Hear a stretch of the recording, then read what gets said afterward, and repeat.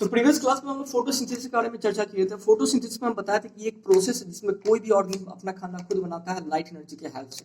तो ऐसे प्रोसेस को हम लोग क्या कहते हैं, फोटोसिंथेसिस। फोटो का मतलब लाइट होता है, सिंथेसिस का मतलब बनाना होता है, मतलब फूड का बनाना किसके हेल्प से, लाइट के हेल्प से। फोटोसिंथेसिस का इक्वेशन बताया था, कार्बन डाइऑक्साइड प्लस वाटर आपस में कंबाइन करता है, फूड का फॉर्मेशन होता है, ऑक्सीजन मॉलिक्यूल लिबरेट होता है और वाटर मॉलिक्यूल का भी फॉर्मेशन होता है। इस प्रोसेस ये फोटोसिंथेसिस का इक्वेशन था, ठीक है। उसके बाद हम बताया था कि ये जो इक्वेशन है, ये जो फोटोसिंथेसिस प्रोसेस है, ये जो रिएक्शन है वो एक एनाबॉलिक रिएक्शन है, क्योंकि यहाँ पे दो simple inorganic raw material carbon dioxide water use हो रहा है, कंबाइन हो रहा है और एक कम्प्लेक्स मॉलिक्यूल मतलब ग्लूकोज का फॉर्मेशन हो रहा है, इसीलिए इसको हम लोग एनाबॉलिक रिएक्शन भी कह दिए थे। और हम ये भी बताए थे कि जो फोटोसिंथेसिस रिएक्शन होता है वो एक रेडॉक्स रिएक्शन है, क्योंकि यहाँ पे ऑक्सीडेशन और रिडक्शन दोनों होता है। इसको अच्छे से समझना है तो प्रीवियस क्लास में हम इसको अच्छे से बताया है, उसको एक बार जाके पढ़ लेना है, ठीक है। उसके बाद हम बताए थे कि फोटोसिंथेसिस प्लांट में एक्चुअल होता कहाँ पे, उसका साइट कहाँ होता है। तो photosynthesis basically green parts of the plant में होता है। प्लांट का कोई भी पार्ट जो ग्रीन है वहां पे क्या होगा, फोटोसिंथेसिस होगा। वो ग्रीन क्यों है, क्योंकि वहां पे क्या होता है, क्लोरोफिल पिगमेंट प्रेजेंट होता है, जो बेसिकली क्या करता है, लाइट को ट्रैप करने का काम करता है और उसके बाद फोटोसिंथेसिस रिएक्शन चलता है, ठीक है। उसके बाद हम बताए थे लीफ का स्ट्रक्चर बताए थे, लीफ का एनाटॉमी बताए थे कि अगर लीफ को ट्रांसवर्सली हम काटेंगे और उसका देखेंगे तो हम लोग को दिखेगा कि सबसे ऊपर का जो लेयर होगा वो होगा क्यूटिकल लेयर होगा। सबसे पहले क्यूटिकल लेयर होगा आउटर, उसके बाद होगा आउटर एपिडर्मिस होगा, उसके बाद मेसोफिल सेल होगा, उसके बाद लोअर एपिडर्मिस होगा और उसके बाद फिर क्यूटिकल लेयर होगा। क्यूटिकल लेयर का फंक्शन बताया था कि रेट ऑफ ट्रांसपिरेशन को ये कम करता है, मतलब कम से कम वाटर का इवेपोरेशन हो, इसको क्या करता है, बनाए रखता है, ठीक है।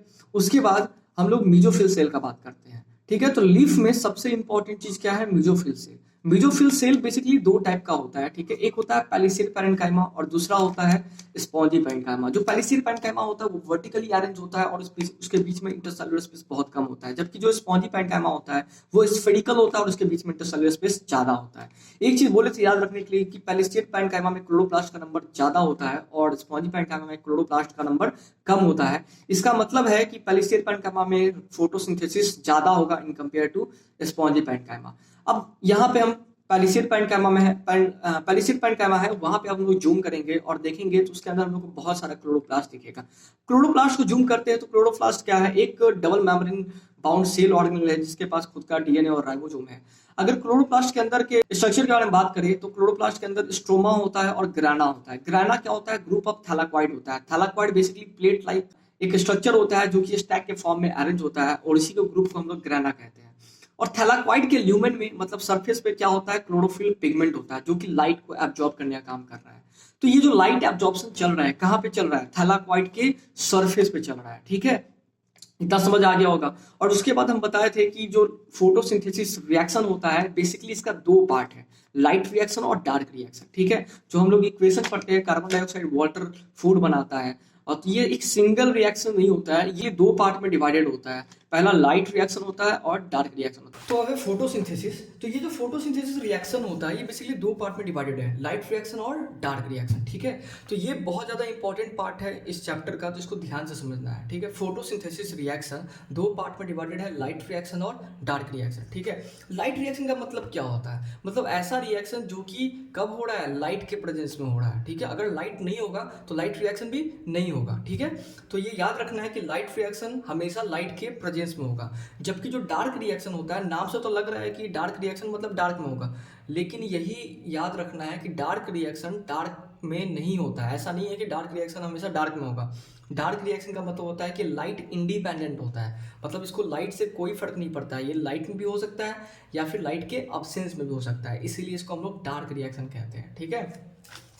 लाइट रिएक्शन को हम लोग हिल्स रिएक्शन भी कहते हैं, क्योंकि एक रॉबर्ट हिल नाम के साइंटिस्ट थे जो कि इसको डिस्कवर किए थे, इस चीज़ के बारे में बताए थे, ठीक है।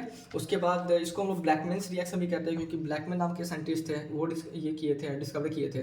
उसके बाद जो लाइट रिएक्शन होता है वो लाइट डिपेंडेंट होता है, मतलब लाइट जब होगा तभी ये रिएक्शन चलेगा, मतलब ये कि हमेशा दिन में चलेगा ये रिएक्शन, लाइट रिएक्शन। जबकि जो डार्क रिएक्शन होता है वो लाइट इंडिपेंडेंट है, ठीक है। लाइट इंडिपेंडेंट का मतलब होना ये नहीं है कि हमेशा वो डार्क में चलेगा, वो लाइट इंडिपेंडेंट है, वो लाइट हो नहीं हो उसको कोई फर्क नहीं पड़ता है। मतलब डार्क रिएक्शन ये दिन के टाइम भी चल सकता है और रात के टाइम भी चल सकता है, जबकि लाइट रिएक्शन हमेशा कब चलेगा, डे टाइम चलेगा सिर्फ, ठीक है। तो ये चीज़ को याद रखना है। जो लाइट रिएक्शन होता है वो कहाँ पे चलता है, तो वो थैलाक्वाइड मेम्ब्रेन के सरफेस पे चलता है। कहाँ पे चलता है? थैलाक्वाइड के मेम्ब्रेन पे चलता है। जबकि जो डार्क रिएक्शन होता है कहाँ चलता है? Stroma of the chloroplast. ठीक है, क्लोरोप्लास्ट के अंदर ग्रैना था और ग्रैना के अंदर थैलाक्वाइड था, तो थैलाक्वाइड के मेम्ब्रेन पे लाइट रिएक्शन चलेगा, जबकि जो डार्क रिएक्शन होता है वो कहाँ पे चलेगा? स्ट्रोमा में चलेगा। तो ये चीज़ को याद रखना, इसमें क्वेश्चन पूछा जाता है। ठीक है, अब देखो सबसे पहले लाइट रिएक्शन में क्या हो रहा है, लाइट को एब्जॉर्ब कर रहा है कौन? क्लोरोफिल। अब लाइट को एब्जॉर्ब करने के बाद वाटर को क्या किया जाता है? स्प्लिट किया जाता है। किसके हेल्प से? लाइट के हेल्प से। तो यहाँ पे वही लिखा है, स्प्लिटिंग ऑफ वाटर मॉलिक्यूल। तो ये सारा काम कब हो रहा है? दिन में हो रहा है और लाइट के प्रेजेंस में हो रहा है, इसीलिए सारा रिएक्शन जो भी है ये सारा लाइट रिएक्शन के अंदर आएगा। ठीक है, तो यहाँ पे क्या हुआ? स्प्लिटिंग ऑफ वाटर मॉलिक्यूल, जिसको हम लोग फोटोलाइसिस कह दिए। फोटो का मतलब क्या होता है? लाइट, और लाइसिस का मतलब टूटना। मतलब वाटर मॉलिक्यूल का लाइट के प्रेजेंस में टूटना क्या कहलाता है? फोटोलाइसिस।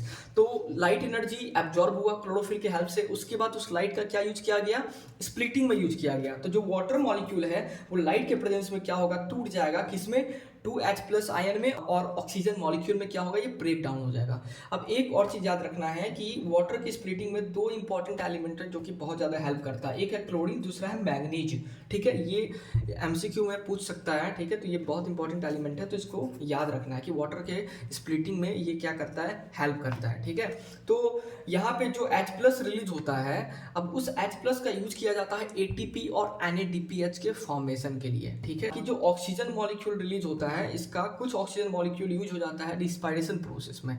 मतलब प्लांट को एनर्जी चाहिए होता है तो ग्लूकोज का ब्रेक डाउन करता है, तो ब्रेक डाउन करता है ऑक्सीजन के प्रेजेंस में। तो ऑक्सीजन प्लांट को कहाँ से मिलता है?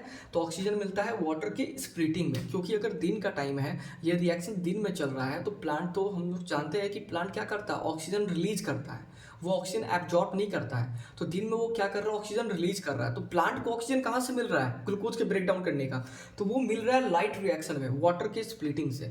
तो वो वाटर को क्या करता है? स्प्लिट करता है, तो ऑक्सीजन मॉलिक्यूल रिलीज होता है, जिस ऑक्सीजन का वो यूज कर लेता है रिस्पायरेशन में, और कुछ ऑक्सीजन को क्या करता है? प्लांट अपने बॉडी से रिमूव करता है। तभी हम लोग बोलते हैं कि दिन के समय क्या होता है? प्लांट ऑक्सीजन छोड़ता है। तो वो ऑक्सीजन प्लांट को मिलता कहाँ से है? तो वो ऑक्सीजन कहाँ से आता है? वाटर के स्प्लिटिंग से आता है। ठीक है, तो इस चीज़ को याद रखना है। अब फॉर्मेशन ऑफ एटीपी और NADPH को हम लोग फोटोफॉस्फोराइलेशन कहते हैं। ठीक है, एटीपी मतलब एडेनोसिन ट्राइफॉस्फेट, तो यहाँ फॉस्फेट ग्रुप है। ठीक है, तो फॉस्फेट ग्रुप का फॉर्मेशन होना फॉस्फोराइलेशन होता है, और ये जो हो रहा है प्रोसेस लाइट के प्रेजेंस में हो रहा है, इसीलिए इसको कह देते हैं फोटोफॉस्फोराइलेशन। मतलब फॉस्फेट ग्रुप का फॉर्मेशन हो रहा है किसके प्रेजेंस में? लाइट के प्रेजेंस में, इसीलिए इसको क्या कह देते हैं? फोटोफॉस्फोराइलेशन। तो एग्जाम में सीधा पूछा जाता है कि फोटोफॉस्फोराइलेशन ये डार्क रिएक्शन का पार्ट है कि लाइट रिएक्शन का पार्ट है? तो स्वाभाविक बात है कि किसका पार्ट है? लाइट रिएक्शन का पार्ट है। ऐसे ही पूछा जाता है कि जो फोटोफॉस्फोराइलेशन है वो कहाँ पे चलता है? वो स्ट्रोमा में चलता है या फिर थैलाक्वाइड के मेम्ब्रेन पे चलता है? तो ये कहाँ पे चलता है? लाइट रिएक्शन है, तो स्वाभाविक बात है कहाँ पे चलेगा? थैलाक्वाइड के मेम्ब्रेन पे चलेगा। ठीक है, समझ आ गया?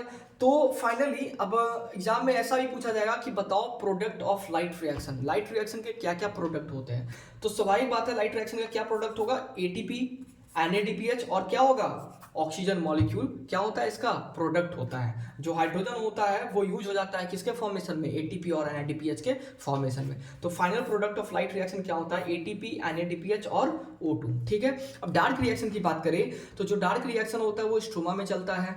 अब याद रखना है डार्क रिएक्शन लाइट इंडिपेंडेंट होता है, मतलब लाइट से उसको कोई फर्क नहीं पड़ता है। ये डिपेंड सिर्फ किस पे होता है? लाइट रिएक्शन के प्रोडक्ट पे होता है। ठीक है, ये किस पे डिपेंडेंट होता है? लाइट रिएक्शन के प्रोडक्ट पे। तो लाइट रिएक्शन का प्रोडक्ट क्या है मेन?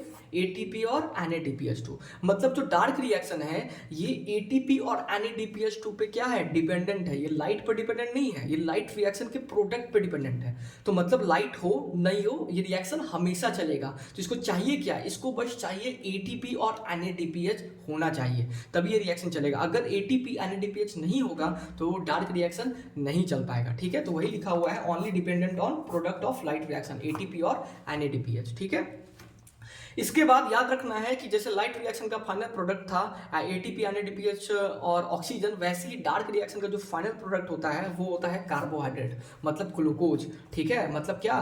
ग्लूकोज। तो ये क्या होता है?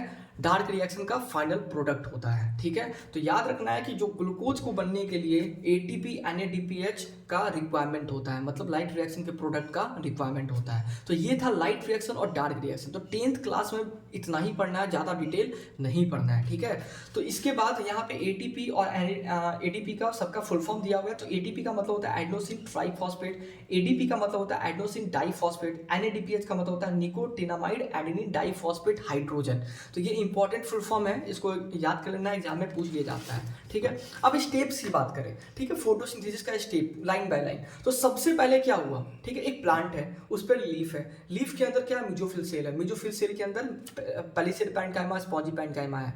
अब उस पैलिसेड पैरेन्काइमा, स्पॉन्जी पैरेन्काइमा के अंदर क्या है, क्लोरोप्लास्ट है। अब क्लोरोप्लास्ट के अंदर क्या है, क्लोरोप्लास्ट के अंदर स्ट्रोमा है, स्ट्रोमा में क्या है, ग्राना है, जिसको हम लोग ग्रुप ऑफ थैलाकॉइड कह दिए। और थैलाकॉइड के सरफेस पे, थैलाकॉइड के ल्यूमेन पे क्या है, क्लोरोफिल पिगमेंट। अब प्लांट क्या किया, लाइट को एब्जॉर्ब किया। लाइट को कौन एब्जॉर्ब किया, प्लांट। प्लांट में भी कौन, क्लोरोफिल। ठीक है, कहाँ पे, थैलाकॉइड के मेम्ब्रेन पे। अब लाइट को एब्जॉर्ब किया। अब लाइट को एब्जॉर्ब करने के बाद क्या होता है, उसको एब्जॉर्ब करने के बाद क्या होता है, वाटर का स्प्लिटिंग होता है लाइट एनर्जी का यूज करके। तो उसके बाद क्या हुआ, स्प्लिटिंग ऑफ वाटर, जिसको हम लोग क्या कह दिए थे, फोटोलाइसिस। अब स्प्लिटिंग ऑफ वाटर होगा तो उससे क्या होगा, H+ आयन रिलीज होगा। तो H+ आयन रिलीज हुआ तो हमको H+ आयन का जरूरी था किस चीज में, ATP NADPH के फॉर्मेशन में। तो इसका मतलब है कि ATP NADPH का फॉर्मेशन होगा। ठीक है, तो ये लाइट एनर्जी ATP और NADPH का क्या करेगा, फॉर्मेशन करेगा। तो ये एक तरह से लाइट एनर्जी था, उसको हम लोग किस फॉर्म में स्टोर कर लिए, केमिकल एनर्जी के फॉर्म में। एटीपी क्या है, एनर्जी का सोर्स है। ठीक है, एनर्जी का क्या है, सोर्स है। तो इसको हम लोग क्या कह दिए, केमिकल एनर्जी। ठीक है, तो लाइट एनर्जी को हम लोग किस में कन्वर्ट कर दिए, केमिकल एनर्जी में कन्वर्ट कर दिए। और केमिकल एनर्जी मतलब एटीपी और NADPH में कन्वर्ट कर दिया। इसी प्रोसेस को हम लोग क्या कह दिए थे, फोटोफॉस्फोराइलेशन। ठीक है, अब उसके बाद जब ATP NADPH का फॉर्मेशन हो जाएगा तब क्या होगा, रिडक्शन ऑफ CO2, मतलब कार्बन डाइऑक्साइड का फिक्सेशन होगा किसमें, कार्बोहाइड्रेट में। तो फाइनली क्या होगा, कार्बोहाइड्रेट मतलब हमारा ग्लूकोज बन जाएगा। ठीक है, तो यहाँ पे वही दिया हुआ है कि ये जो 3 स्टेप है, पहले वाला वो क्या है, लाइट रिएक्शन का स्टेप है, जो कहाँ पे चलेगा, थैलाकॉइड के सरफेस पे चलेगा, मतलब लाइट का एब्जॉर्ब होना, वाटर का स्प्लिट होना, और लाइट एनर्जी को केमिकल एनर्जी मतलब ATP NADPH का फॉर्मेशन में होना। तो ये सारा प्रोसेस कहाँ चलेगा, थैलाकॉइड के मेम्ब्रेन पे चलेगा। जबकि कार्बन डाइऑक्साइड को जो फिक्स करने की बात आता है, मतलब कार्बन डाइऑक्साइड से ग्लूकोज का फॉर्मेशन होना, वो कहाँ पे चलेगा, डार्क रिएक्शन में चलेगा, जो कहाँ होगा, स्ट्रोमा में होगा। ठीक है, तो इतना अच्छे से याद कर लेना है, इसको समझ लेना है, बहुत आसान है। ठीक है, तो आज के क्लास के लिए बस इतना ही है। तो नेक्स्ट क्लास में हम लोग स्टोमाटा और गार्ड सेल के बारे में देखेंगे।